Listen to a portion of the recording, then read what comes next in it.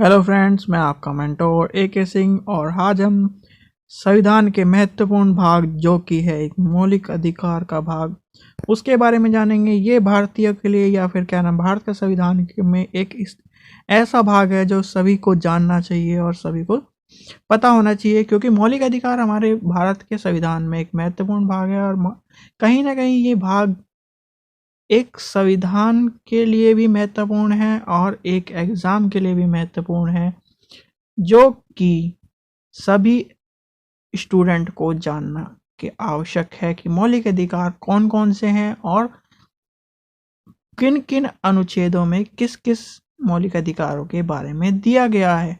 तो समय व्यर्थ न करते हुए आज की मौलिक अधिकारों के बारे में जानने की वीडियो में हम देखेंगे कि मौलिक अधिकार कौन से हैं और क्या किस तरह के अधिकार हैं। आपको पता होगा कि पहले हमारे मौलिक अधिकार 7 थे, पर कुछ भूमाफिया या क्या नाम भू संपत्ति के जो भूमि का लालच एक तरह से कहने का तात्पर्य है, तो हमारा जो 31वां अनुच्छेद है, अनुच्छेद 31 आर्टिकल 31, वो अब जो है एक मौलिक अधिकार नहीं बचा है, वो अब बचा है एक नॉर्मल अधिकार, जिसे हम 300A में देखते हैं आज के टाइम। एक अनिवार्य मौलिक अधिकार नहीं है, सबके पास संपत्ति होनी चाहिए, बस एक नॉर्मल अधिकार बच गया है। तो आज के समय में मौलिक अधिकार हैं 6 और 6 कौन से हैं? समानता का अधिकार, शोषण के विरुद्ध अधिकार, शिक्षा का अधिकार, धर्म के अधिकार, ये सब अधिकार हमारे मौलिक अधिकार हैं। समय व्यर्थ न करते हुए चलिए हम देखते हैं मौलिक अधिकार और उनके विवरण के बारे में। सबसे पहले जानना जरूरी है कि मौलिक अधिकार कौन सी जगह पे हैं। तो मौलिक अधिकार संविधान के भाग 3 में है और ये कहाँ से कहाँ तक है? 12 से 15 अनुच्छेद तक हैं, जिसमें से हमें 14 से लेकर 14 से 32 और 32 का क्या है? संवैधानिक उपचार का अधिकार, जो कि संविधान की आत्मा भी कहा जाता है, क्योंकि जो हमारे संविधान के निर्माता जिन्हें हम भीमराव अंबेडकर जी, जो संविधान बनाने का कार्य जिन्होंने संपन्न किया पूरा, एक तरह से भीमराव अंबेडकर जी ने ये कहा था कि अनुच्छेद 32 संविधान की आत्मा है और अनुच्छेद 32 को दूसरे रूप में संवैधानिक उपचार का अधिकार में माना जाता है। संवैधानिक उपचार का अधिकार जिसमें हमारी 5 तरह की रिट दी गई हैं। रिट के बारे में आपको नेक्स्ट वीडियो में पता चलेगा, या हम उसके बारे में जो नेक्स्ट वीडियो बनाएंगे जल्दी आएगी, उसके बारे में आपको डिटेल में पता चलेगा कि 5 तरह की हमारी रिट कौन सी हैं, जो कि महत्वपूर्ण होती हैं। कहीं ना कहीं पूछ लिया जाता है 1 से 2 नंबर के बारे में। तो चलिए हम देखते हैं। सबसे पहला अधिकार है समानता का अधिकार। व्यक्ति जो भी है, जो इस पृथ्वी पर है, वो एक दूसरे का भेदभाव नहीं, सबको समान माना जाता है। लिंग, मेल और फीमेल, 2 विवरण या 2 का ही भेदभाव है, पर शारीरिक, मानसिक या किसी भी रूप से भेदभाव नहीं होना चाहिए, सबको समान व्यवहार करना चाहिए। तो ये है समानता का अधिकार। अनुच्छेद 14 क्या कहता है? कानून के समक्ष सभी को समानता। अनुच्छेद 14 सबसे मोस्ट इंपॉर्टेंट है किसी भी एग्जाम के लिए, कि ये पूछा जाता है कि कानून के समक्ष समानता कौन से अधिकार में या कौन से अनुच्छेद में दी गई, तो वो है अनुच्छेद 14, क्योंकि कानून के समक्ष सभी को समान रखा गया, चाहे वो धर्म के आधार पर, जाति के आधार पर, लिंग के आधार पर, ऊंच नीच के आधार पर, सभी को समानता होनी चाहिए। नेक्स्ट देखते हैं अनुच्छेद 15। अनुच्छेद 15 में क्या क्या दिया गया है? धर्म, प्रजाति अथवा नस्ल, जाति, लिंग अथवा जन्म स्थान के आधार पर भेदभाव निषेध। किसी भी जो अनुच्छेद 15 है, किसी भी व्यक्ति के साथ धर्म के आधार पर, प्रजाति के आधार पर, नस्ल के आधार पर, जाति के आधार पर, लिंग के आधार पर, जन्म भूमि के आधार पर भेदभाव नहीं किया जाएगा, सबको समान व्यवहार किया जाएगा। कि अगर वो कर्नाटक का है तो उसके साथ भी एक ही व्यवहार होगा, और वो उत्तर प्रदेश का है उसके साथ भी, दिल्ली का है उसके साथ भी एक ही समान का व्यवहार किया जाएगा। तो धर्म अगर वो हिंदू है तब भी उसके साथ वैसा ही व्यवहार होगा, मुस्लिम है तब भी वैसा ही व्यवहार होगा, क्रिश्चियन है तब भी उसके साथ वैसा ही व्यवहार होगा। तो ये सब चीजें हमें कौन सा अनुच्छेद बताता है? ये अनुच्छेद बताता है हमें 15। नेक्स्ट देखते हैं अनुच्छेद 16, सार्वजनिक रोजगार के मामले में अवसर की समानता। जो भी सार्वजनिक रोजगार होते हैं उसमें सभी को समान अवसर मिलने चाहिए। बस वो शर्त ये है कि जो भी पोस्ट निकली है उसमें एक जो क्राइटेरिया है वो फॉलो करता हो।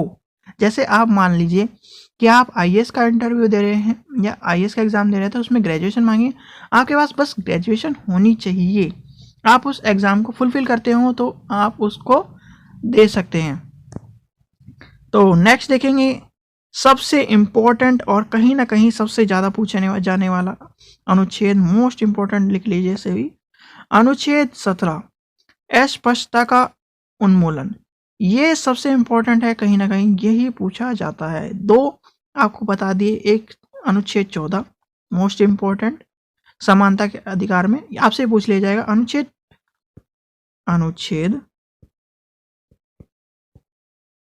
14 किसके बारे में, आपको किसके बारे में है या किसके बारे में बताता है।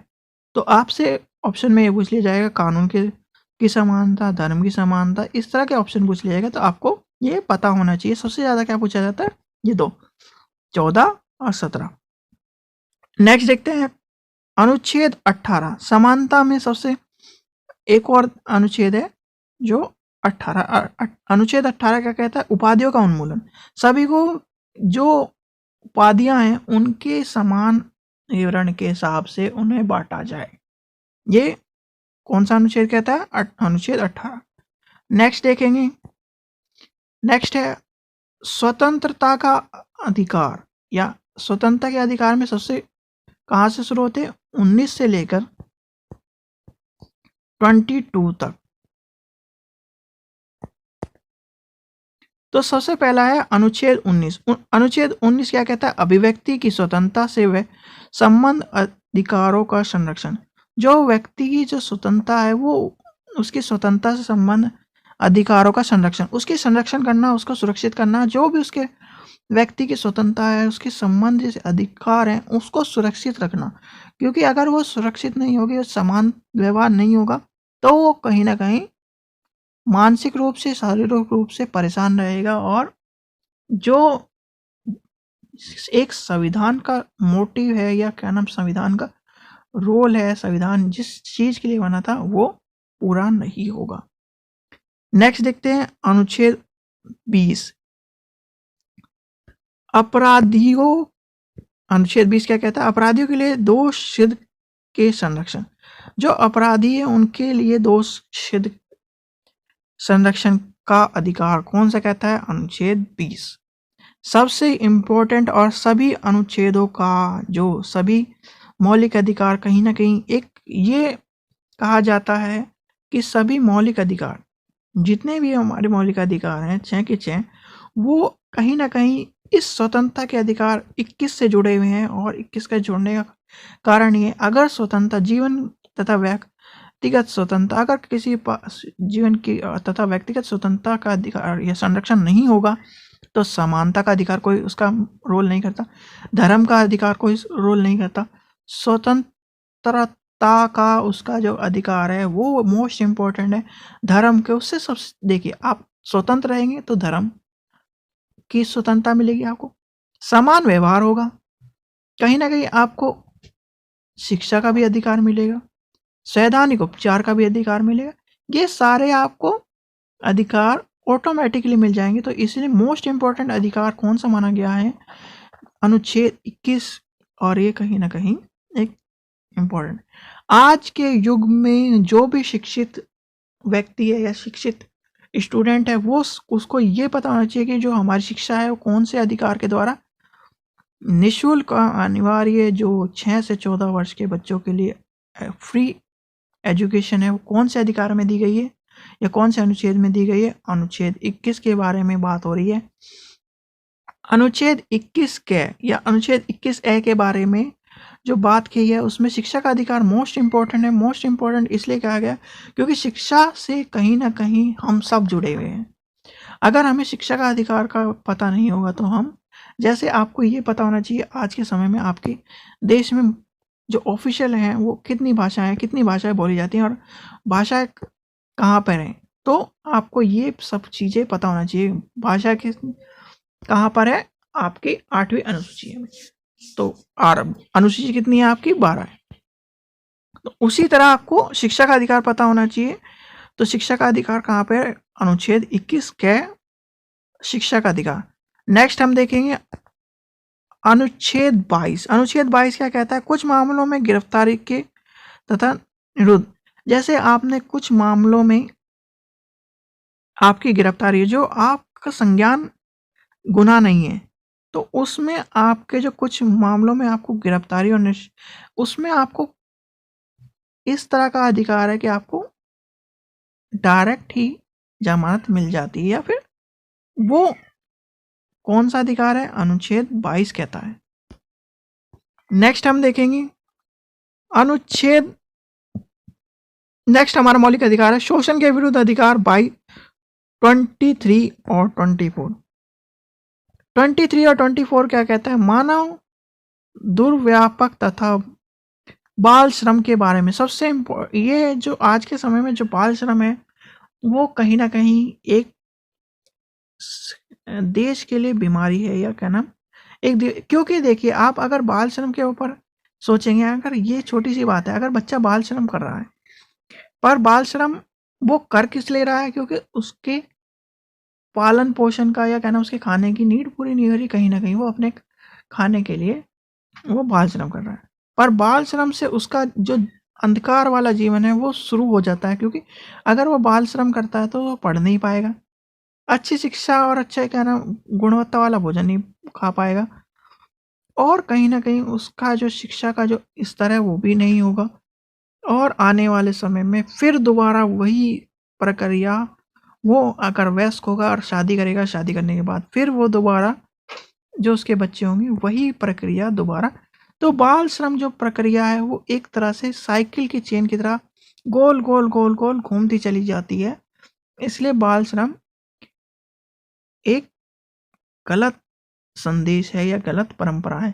पर आपने देखा होगा एक तरफ हम बाल श्रम के ऊपर क्या कहते हैं कि बाल श्रम करना नहीं चाहिए, पर वहीं दूसरी तरफ आपने देखा होगा कि बाल कलाकार जो काम करते हैं वो भी तो एक तरह का बाल श्रम है, पर उसमें बाल श्रम नहीं माना जाता, वो कहा जाता है बाल कलाकार। ये कह लीजिए भारत का दुर्भाग्य या फिर कुछ भी कह लीजिए आप, पर ये कहीं ना कहीं। नेक्स्ट देखते हैं अनुच्छेद 24। अनुच्छेद 24 कहता है कारखानों में बच्चों के रोजगार का निषेध। जो कारखाने हैं उसमें निषेध, ये जो शोषण के विरुद्ध अधिकार की दो ही इसमें, एक तो बाल श्रम और आपको कारखानों के जो बात हो रही है उसके बारे में। जो कारखानों में बच्चे रोजगार करते हैं उसका निषेध होना चाहिए या फिर उसको रोकना चाहिए, उसके बारे में हमें कौन से बताता है, अनुच्छेद 23 और 24। नेक्स्ट देखते हैं, नेक्स्ट अनुच्छेद है धर्म की स्वतंत्रता का अधिकार 25 से 28 तक। जो अनुच्छेद 25 है वो क्या कहता है, अंतरीकरण तथा धर्म के प्रकट का अभ्यास और प्रचार प्रसार की स्वतंत्रता।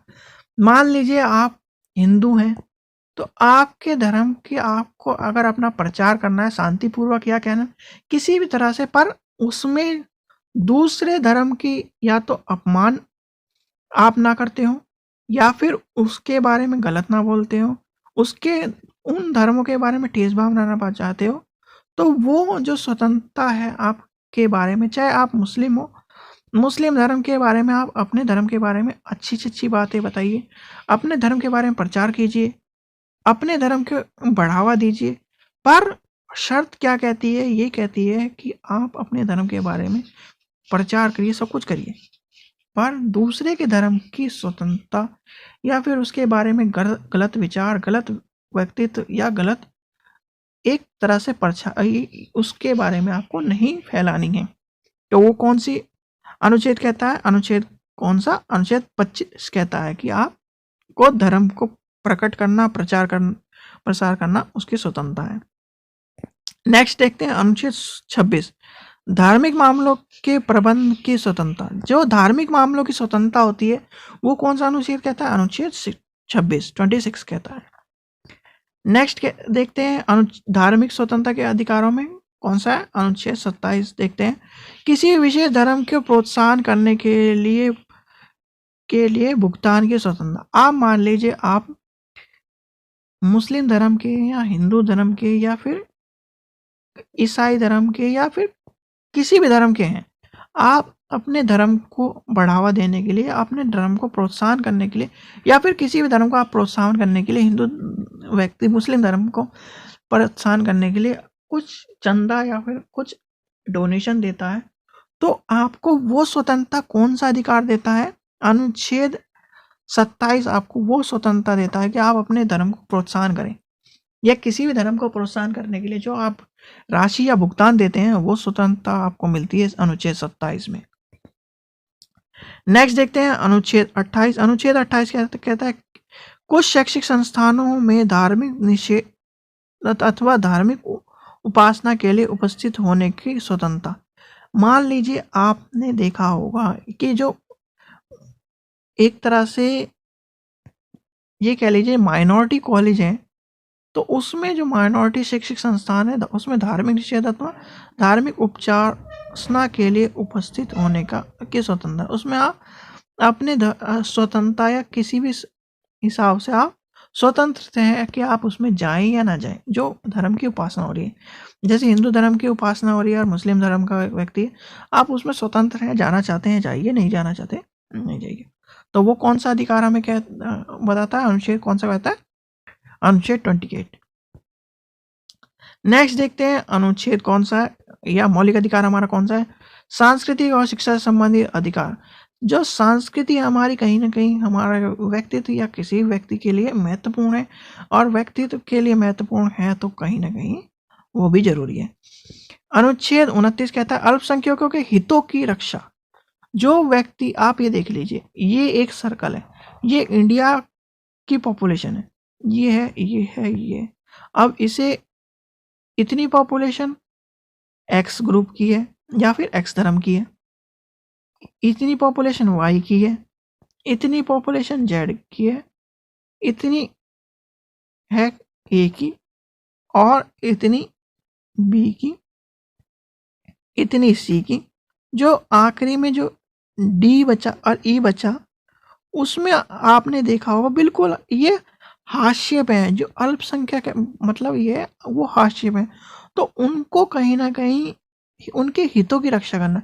अगर ये मान लीजिए अगर 100 का रेशियो माने, 100 में से अगर 2 व्यक्ति किसी अल्पसंख्यक ग्रुप के हैं, उनके हितों की रक्षा करना एक कार्य है, उनको संरक्षण बनाए रखना।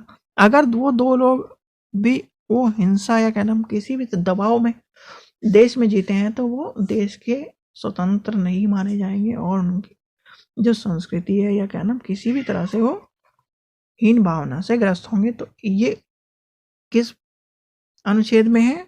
उसका संरक्षण करने का अल्पसंख्यक हितों के 29 में।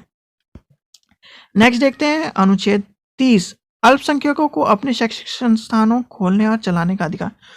अल्पसंख्यकों के जो शिक्षक संस्थान हैं, जो फिर अल्पसंख्यकों के जैसे कौन सा अल्पसंख्यकों का शैक्षिक संस्थान कौन सा है? अलीगढ़ मुस्लिम यूनिवर्सिटी मान लीजिए आप। जो अल्पसंख्यक मुस्लिम यूनिवर्सिटी अलीगढ़ मुस्लिम यूनिवर्सिटी है, तो वो क्या कहता है, एक अल्पसंख्यक संस्थान है, उसमें उन्हें खोलने का, आप मान लीजिए अल्पसंख्यक हैं, जैसे मुस्लिम कॉलेज है कोई, वो अल्पसंख्यक माना जाएगा, तो अल्पसंख्यक को अपने कॉलेज खोलने का और उन्हें चलाने का, जैसे जैन का हो गया। तो ये क्या है, ये अल्पसंख्यक के तो उसमें आते हैं। तो अल्पसंख्यक को अपने शैक्षिक संस्थान खोलने का और उन्हें चलाने का अधिकार कौन से अनुच्छेद में मिलता है? अनुच्छेद 30 में ये अधिकार मिलता है। नेक्स्ट हम जो सबसे इम्पोर्टेंट बात कर रहे थे कि अनुच्छेद हमारे मौलिक अधिकार कितने हैं? वर्तमान समय में 6 है, पहले थे हमारे 7। तो 7वां अनुच्छेद जो हटा है, मतलब एक जो हटा है वो कौन सा है? संपत्ति का अधिकार। संपत्ति का अधिकार हटाना एक बहुत ही महत्वपूर्ण था, क्योंकि अगर संपत्ति का अधिकार नहीं हटता तो कहीं ना कहीं आज के समय में जो देख रहे हैं कि जो बड़े लोग हैं या दबंग लोग हैं, वो संपत्ति को के लालच में बहुत होते, और व्यक्ति जो गरीब है वो संपत्ति के लिए मारा मारा फिरता। तो कहीं ना कहीं ये सरकार का बहुत अच्छा फैसला था कि संपत्ति का जो अधिकार है वो हटाकर 300A में रख दिया गया। आज के समय में ये एक नॉर्मल अधिकार बन गया है, ना कि मौलिक अधिकार। तो उस समय भूमाफियाओं का जो हमारे अनुच्छेद या फिर अनुसूचियां हैं, 12 अनुसूचियां हैं, तो उसमें आपने देखा होगा अनुच्छेद 10 क्या कहता है? दल बदल के बारे में। और अनुच्छेद 9 क्या कहता है? ये जो अनुच्छेद हैं वो कहीं ना कहीं हमारी अनुसूची से जुड़े हैं। 8 भाषा के बारे में कहता है आपको, 9 भूमाफियाओं के बारे में या भूमि के बारे में, 10 दल बदल के बारे में, 11 कहना इसके बारे में। और ये बने भी उसी हिसाब से हैं और ये इम्पोर्टेंट भी है। तो अब आपको ये याद होना चाहिए, अनुच्छेद 31 जो है वो वर्तमान समय में नहीं है, और अनुच्छेद जो संपत्ति का अधिकार है वो आज के समय में कहाँ पर है? 300A में। तो नेक्स्ट देखते हैं अनुच्छेद संवैधानिक उपचार का अधिकार। मोस्ट इम्पोर्टेंट, संवैधानिक उपचार का अधिकार। संवैधानिक उपचार का अधिकार क्यों मोस्ट इम्पोर्टेंट है? जैसे कि मान लीजिए आपके साथ कोई भी व्यक्ति जो सरकारी पद पर है, या कोई भी आपके स्वतंत्रता का या समानता का या स्वतंत्र किसी भी चीज का अधिकार आपसे छीनने की कोशिश करता है, तो आप सुप्रीम कोर्ट के पास जा सकते हैं कि ये व्यक्ति मेरे अधिकारों को छीनने की कोशिश कर रहा है, ये अपने पद का गलत फायदा उठा रहा है और मेरे अधिकारों को छीनने की कोशिश कर रहा है। तो आपको रिट का याचना जो होती है वो किसके अधिकार में मिलती है? अनुच्छेद 32 में, जो कि संवैधानिक उपचार का अधिकार है। और दूसरे शब्दों में कहीं ना कहीं अनुच्छेद जो 32 है वो क्या कहता है? अंबेडकर जी क्या कहते हैं उसके बारे में? अंबेडकर जी कहते हैं ये संविधान के हृदय है। और तो संवैधानिक उपचार के अधिकार में कौन कौन सी रिट है? बंदी प्रत्यक्षीकरण। बंदी प्रत्यक्षीकरण में ये जो है ये कहते हैं जो जिस व्यक्ति को आपने, सुप्रीम कोर्ट कहता है या फिर हाई कोर्ट कहता है, जिस व्यक्ति को आपने पकड़ा है उसको मेरे समक्ष प्रस्तुत कीजिए, मैं उसका फैसला करूंगा। अगर वो दोषी होगा तो मैं देखूंगा। परम आदेश क्या होता है कि परम आदेश में एक सुप्रीम पावर, जो सुप्रीम पावर का जो अधिकार होता है वो परम आदेश देता है। प्रतिषेध कि उसके अधिकारों से हटके जो उत्प्रेक्ष रिट और अधिकार प्रश्न, ये जो रिट है आपको इसका डिटेल वीडियो अभी इस नेक्स्ट मिल जाएगा इसके आने वाले समय में। तो अनुच्छेद 32 क्या अंबेडकर जी क्या कहते हैं? अंबेडकर जी कहते हैं अनुच्छेद 32 के संविधान के सबसे महत्वपूर्ण अनुच्छेद बताया गया। यह संविधान की आत्मा और हृदय है। संविधान की आत्मा, अगर आपसे पूछ लिया जाए कि संविधान